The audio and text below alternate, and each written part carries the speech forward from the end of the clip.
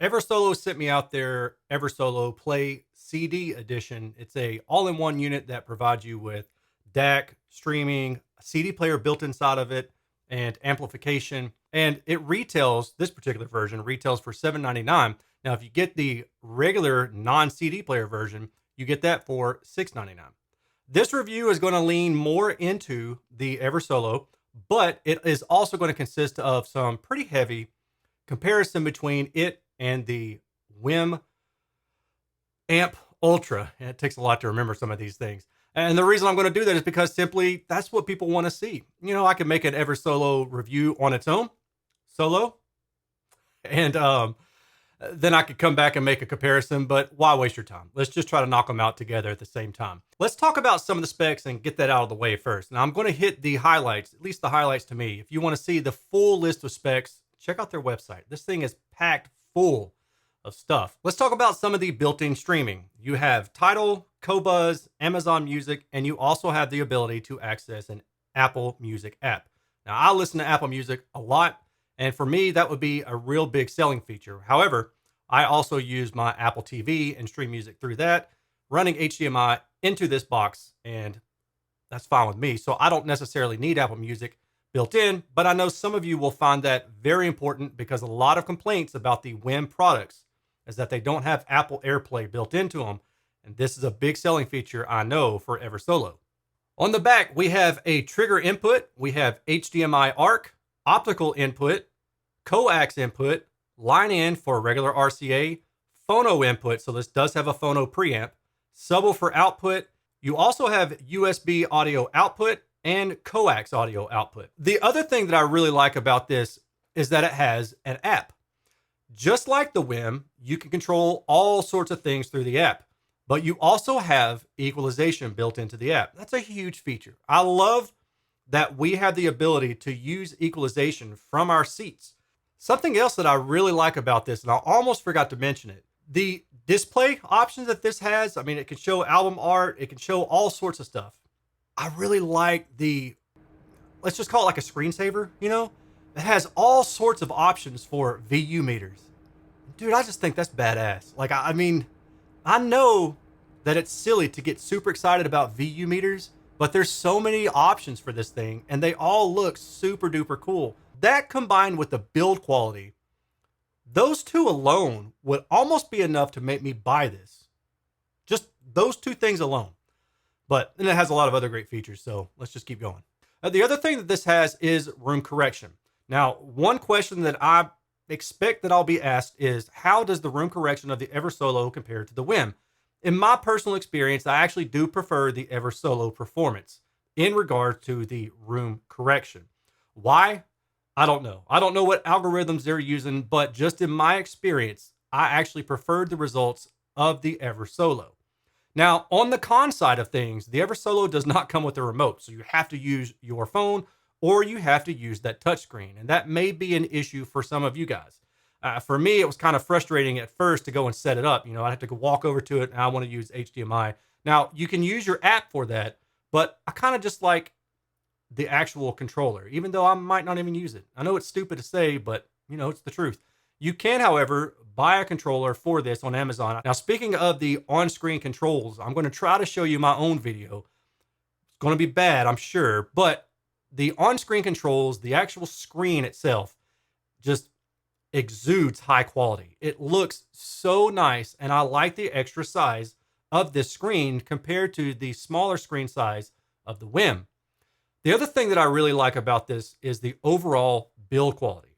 Now, as you can see, compared to the WiiM on top, the Eversolo is a decent bit larger and it's more hefty.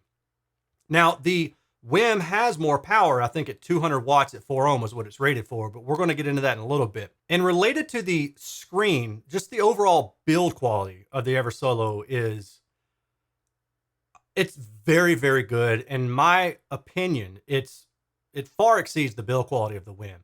The WiiM is a great product, don't get me wrong, and I'm not bashing it. The WiiM Amp Ultra retails for about $550 or so. So you're looking at about $150 cheaper for the WiiM than you are for the Eversolo. But the WiiM just build quality is on the lower level of things. the Eversolo is a really nice piece of kit. But for me, the big difference that you're paying is the loss in power for the Eversolo. So the Eversolo is rated 60 watts, 8 ohm. The WiiM is 100 watts at 8 ohm. Eversolo is 110 watt at 4 ohm. And the WiiM is 200 watts at 4 ohm. So you're getting about 3 decibels more. And in my listening, going side by side, switching these out back and forth, level match the same pair of speakers, the first thing that I noticed was that, yeah, the power's different. So I had to bring down the WiiM about 3 decibels using my SPL meter in my seated position.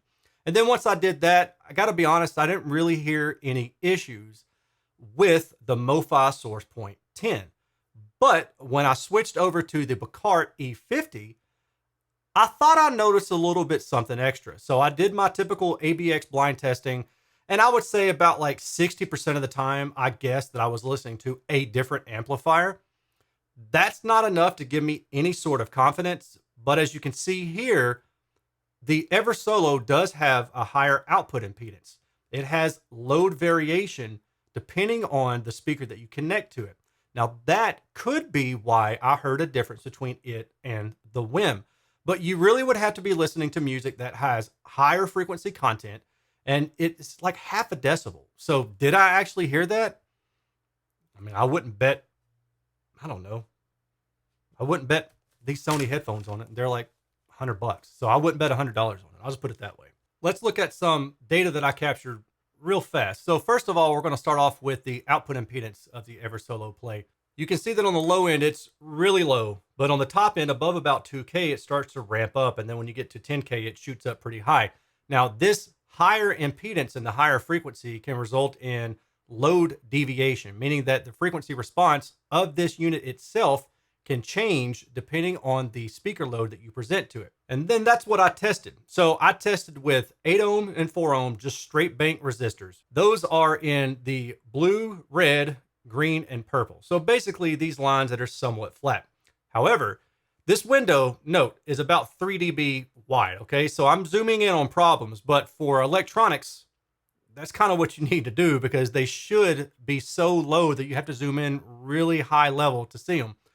With that said, notice that the 4 ohm start rolling off at around, I'd say maybe about 3K or so. They start to roll down. If you look at the 8 ohm loads up here, it's pretty much flat. I mean, there's a slight deviation above 16K or so right in this area right here, but it's pretty much flat. But when you put a load on it, which is what I do for my testing. So I have 2 loads, a simple load and a complex load. The simple load mimics an 8 ohm load, but it treats it like it's a real speaker. So there's real crossover components. And then the complex load is like a real speaker, but lower impedance at closer to around 4 ohms, okay? So with that in mind, the simple load are these right here. So there's a swing around about 1.5K. And overall, I'd say it's about 0.3 decibel swing or so. And then the high frequency, it starts rolling off. With the complex load, you increase from about 20.9 to about 21.3. So about 0.4 decibels swing right through here. Back down, and then from here, you're about 20.8 to about 21.4. So you're about, I don't know, 0.6 decibels or so. So it's not a huge swing in the grand scheme of things. Are you likely to hear those differences? Likely, probably not.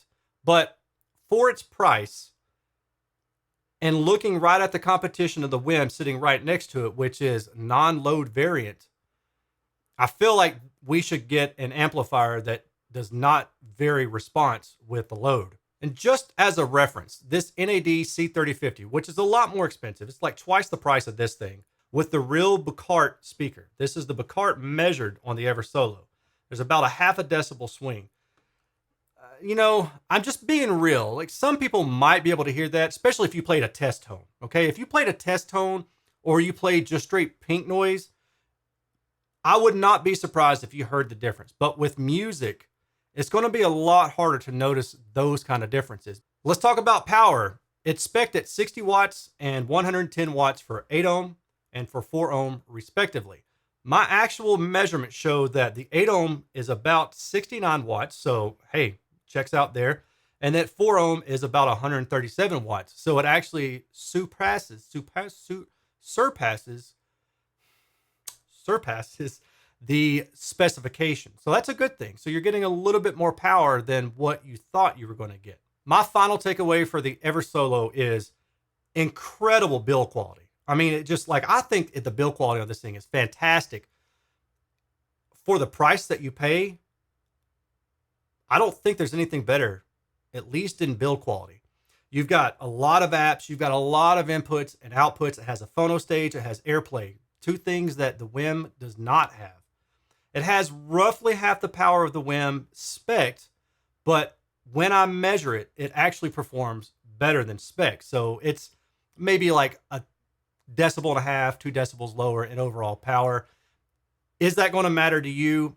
If you have a larger room, it might. But if you have a living room setup, maybe a bedroom setup, or maybe a kitchen or a desktop, then this is going to be adequate power. If you're looking for monster power, you're probably going to have to step outside of the range of these all-in-one streamer type units and get you dedicated stereo amplifiers or monoblock amplifiers.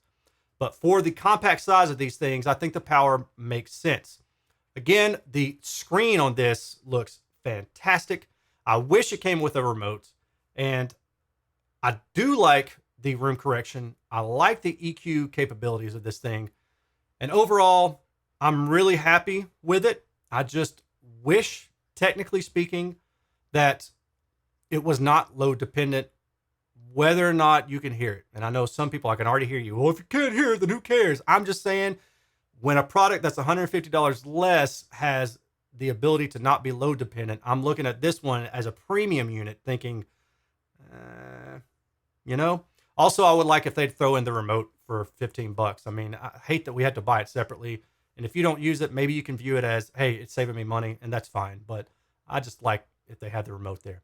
So those are my opinions. Let me know if you have any questions, comments, or concerns, and I will talk to you later on the next one. Take care.